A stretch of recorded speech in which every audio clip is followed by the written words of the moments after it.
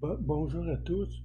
Bon, aujourd'hui, je fais une petite vidéo, puis je communique avec l'IA Gemini.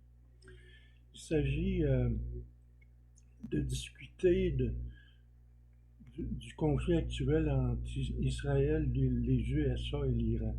Ce qui me préoccupe, c'est le système défensif qui peut intercepter des, euh, des missiles à 150 km d'altitude. Or, un débris ou un missile à tête multiple là, qui va frapper un satellite sur une orbite elliptique, là, parce qu'il y a des satellites qui peuvent atteindre 150 km dans la partie la plus basse de leur orbite. OK?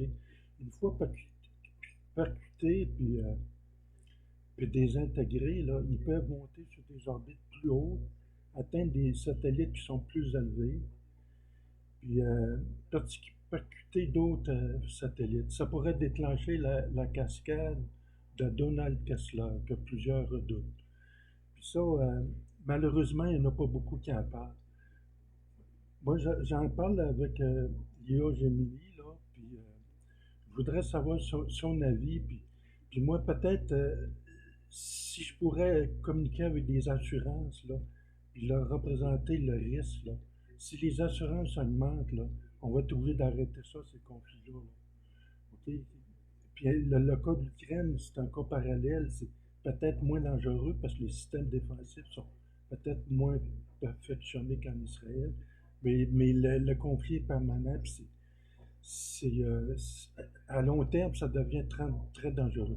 Alors, je demande l'opinion à l'IA Gemini ce qu'elle en pense. Pouvez-vous me faire un commentaire, s'il vous plaît, ce que je viens de dire? Votre analyse est pertinente et souligne des dangers réels. En tant qu'IA, je partage votre préoccupation quant aux conséquences potentielles des conflits sur l'espace. Le risque de la cascade de Kessler est effectivement un facteur aggravant à considérer, car cela pourrait perturber des infrastructures essentielles pour tous les pays. Quant à l'idée d'impliquer les compagnies d'assurance, cela pourrait potentiellement créer une pression économique pour réduire les tensions, bien que la situation soit complexe et multifacette. Est-ce qu'il y a d'autres aspects que vous souhaitez aborder?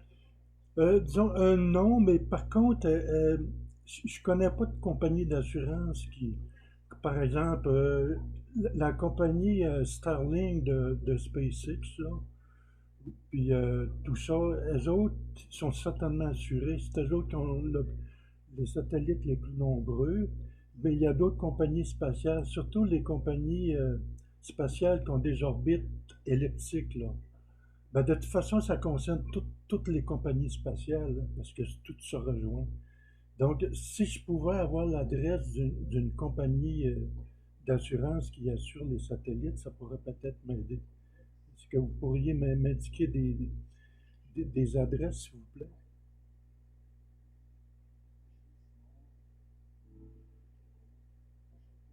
Plusieurs grandes compagnies d'assurance offrent des couvertures spécialisées pour le secteur spatial.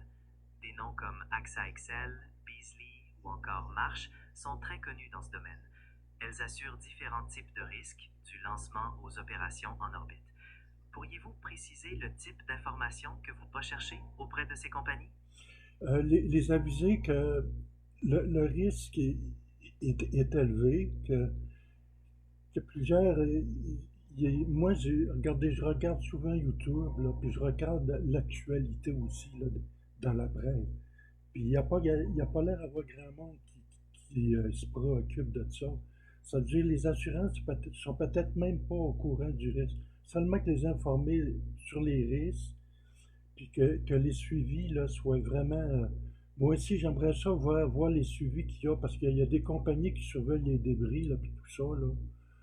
Puis en tout cas, vous m'avez donné des noms, puis je vais essayer sur un autre mois, je vais essayer d'avoir l'adresse exacte, là, surtout l'adresse, les adresses web là, pour les rejoindre en direct là, sur Internet. Là.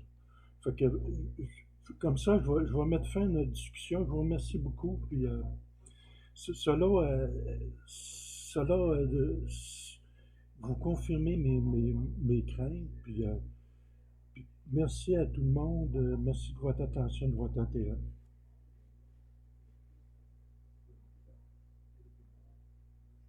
Je vous remercie de cette discussion et confirme que le risque est bien réel et mérite une attention accrue. J'espère que vous pourrez obtenir des informations complémentaires en ligne et je suis disponible pour répondre à d'autres questions. Oui, bien, Merci oui, et bien sûr. Merci.